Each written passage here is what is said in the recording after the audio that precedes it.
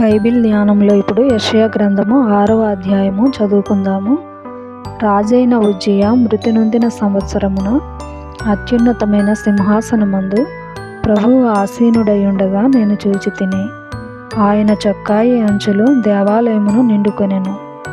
ఆయనకు పైగా సరాపులు నిలిచియుండిరి. ఒక్కొక్కరికి 6 రెక్కలుండెను.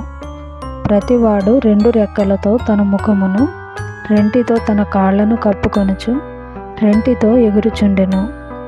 వారు సైన్యములకు అధిపతియగు యెహోవా, పరిశుద్ధుడు పరిశుద్ధుడు పరిశుద్ధుడు, సర్వలోకము ఆయన మహిమతో నిండియున్నది అని గొప్ప స్వరముతో గాన ప్రతిగానములు చేయుచుండిరి.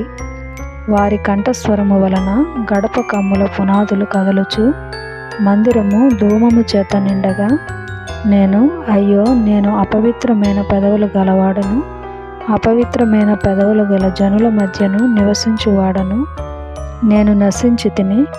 రాజును సైన్యములకు అధిపతియునగు యెహోవాను నేను కన్నులారా చూచి తిననుకొంటిని.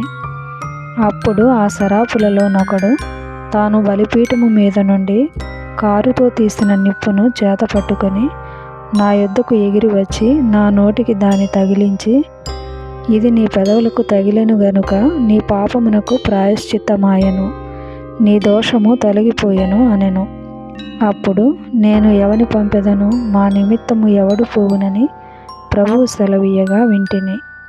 అంతట నేను, చిత్తగించుము, నేనున్నాను, నన్ను పంపుమనగా ఆయన, నీవు పోయి ఈ జనులతో ఇట్లనుము, మీరు నిత్యము వినుచుందురు గాని గ్రహింపకుందురు, నిత్యము చూచుచుందురు గాని తెలుసుకొనకుందురు. వారు కన్నులతో చూచి, చెవులతో విని, హృదయముతో గ్రహించి మనస్సు మార్చుకొని స్వస్థత పొందకపోవునట్లు ఈ జనుల హృదయము క్రొవ్వ చేసి వారి చెవులు మందపరచి వారి కన్నులు మూయించుమని చెప్పెను.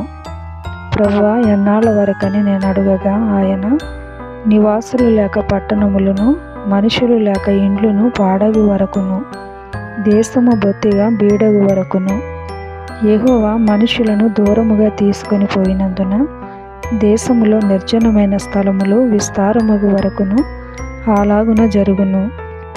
దానిలో 10వ భాగము మాత్రము విడవబడినను అదియును నాశనమగును. సింధూర మస్తకి వృక్షములు నరకబడిన తరువాత అది మిగిలి ఇండు మొద్దు వలె నుండును. అట్టి మొద్దు నుండి పరిశుద్ధమైన చిగురు పుట్టును.